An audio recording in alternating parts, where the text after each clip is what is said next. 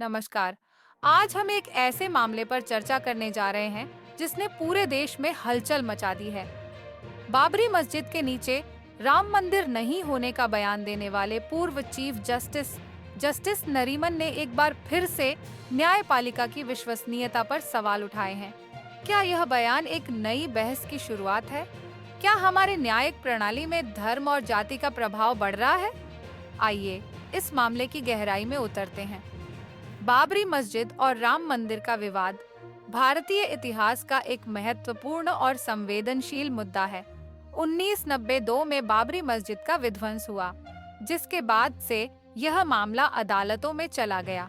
2019 में supreme court ने विवादित भूमि पर राम मंदिर के निर्माण की अनुमति दी, लेकिन जस्टिस नरीमन का हालिया बयान इस फैसले पर सवाल उठाता है।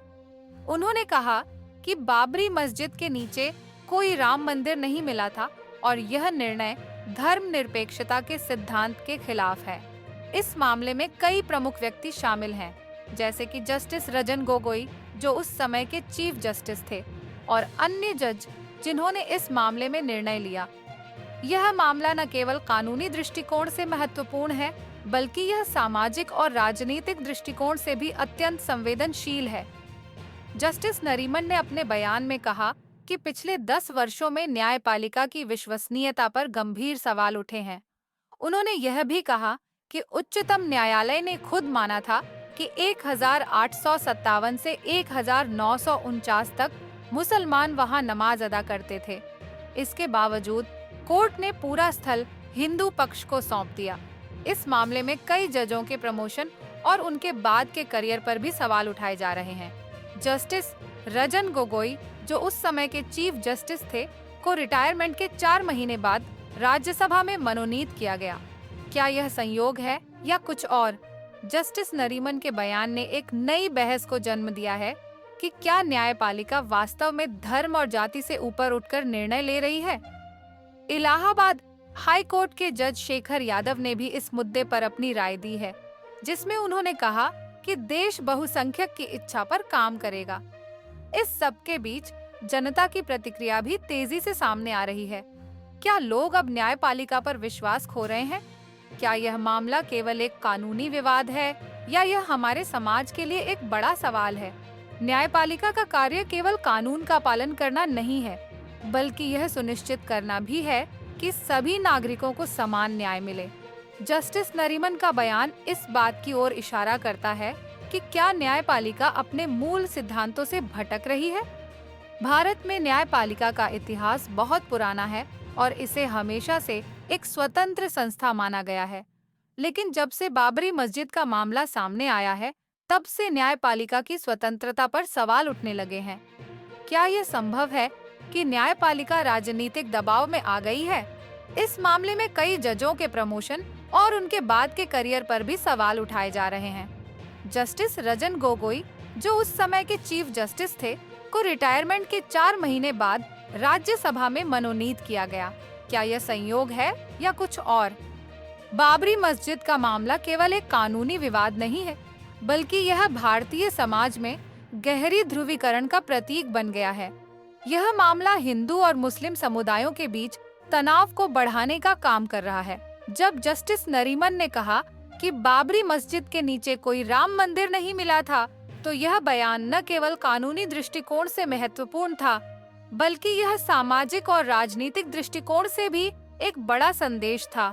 इसने उन लोगों को भी प्रभावित किया जो इस मामले को लेकर पहले से ही संवेदनशील थे।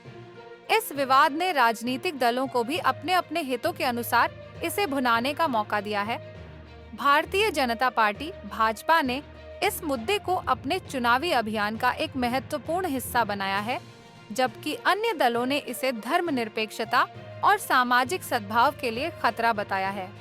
जस्टिस नरीमन के बयान के बाद सोशल मीडिया पर लोगों की प्रतिक्रियाएं तेजी से सामने आई हैं। कई लोगों ने उनके बयान का समर्थन किया है, जबकि कुछ ने इसे न्यायपालिका की विश्वसनीयता पर सवाल उठाने वाला बताया है। इस मामले पर चर्चा करते हुए कई विशेषज्ञों ने कहा है कि यह केवल एक कानूनी मामला नहीं है, बल्कि यह भारतीय समाज के लिए एक बड़ा सवाल है। क्या हम एक ऐसे समाज में रह रहे हैं जहां न्याय केवल एक शब्द है, या क्या हम एक ऐसे समाज की ओर बढ़ रहे हैं जहां धर्म और जाति के आधार पर निर्णय लिए जा रहे हैं? इस संदर्भ में कुछ लोगों ने यह भी कहा है कि न्यायपालिका को अपने निर्णयों में अधिक पारदर्शिता लानी चाहिए। क्या यह संभव है कि न्यायपालिका अपने निर्णयों को जनता के सामने स्पष्ट रूप से रखे? क्या यह संभव है कि न्यायपालिका अपने कार्यों को और अधिक जिम्मेदारी से निभाए? न्यायपालिका की स्वतंत्रता एक लोकतांत्रिक समाज की नींव है। जब न्यायपालिका पर राजनीतिक दबाव बढ़ता है, तो यह लोकतंत्र के लिए खतरा बन जाता है। जस्टिस नरीमन का बयान इस बात की ओर इशारा करता है कि क्या न्यायपालिका वास्तव में स्वतंत्र है या क्या इसे बाहरी दबावों का सामना करना पड़ रहा है। इस मामले में कई विशेषज्ञों ने यह भी कहा है कि न्यायपालिका को अपने निर्णयों में अधिक पारदर्शिता लानी चाहिए। क्या यह संभव है कि न्यायपालिका अपने निर्णयों को जनता के सामने स्पष्ट रूप से रखे? क्या यह संभव है कि न्यायपालिका अपने कार्यों को और अधिक जिम्मेदारी से निभाए? इस मामले में कई सवाल अनुत्तरित हैं। क्या जस्टिस नरीमन के बयान से न्यायपालिका में सुधार होगा? क्या हम एक ऐसे समाज की ओर बढ़ रहे हैं जहां न्याय केवल एक शब्द है? आने वाले समय में यह देखना होगा कि क्या न्यायपालिका अपने सिद्धांतों के प्रति वफादार रह पाएगी। क्या यह संभव है कि न्यायपालिका अपने निर्णयों को और अधिक पारदर्शी और निष्पक्ष तरीके से प्रस्तुत करे? आपकी राय हमारे लिए महत्वपूर्ण है। क्या आपको लगता है कि न्यायपालिका धर्म और जाति से ऊपर उठकर निर्णय ले रही है? कृपया इस वीडियो को लाइक करें, सब्सक्राइब करें और अपने विचार कमेंट में साझा करें। आइए इस महत्वपूर्ण मुद्दे पर चर्चा करें और न्याय के लिए एकजुट हों। इस मामले में कई सवाल अनुत्तरित हैं। क्या जस्टिस नरीमन के बयान से न्यायपालिका में सुधार होगा? क्या हम एक ऐसे समाज की ओर बढ़ रहे हैं जहां न्याय केवल एक शब्द है? हम इस मामले पर नजर बनाए रखेंगे और आपको हर अपडेट देंगे। न्याय और पारदर्शिता के लिए हमारी आवाज उठाते रहे। धन्यवाद।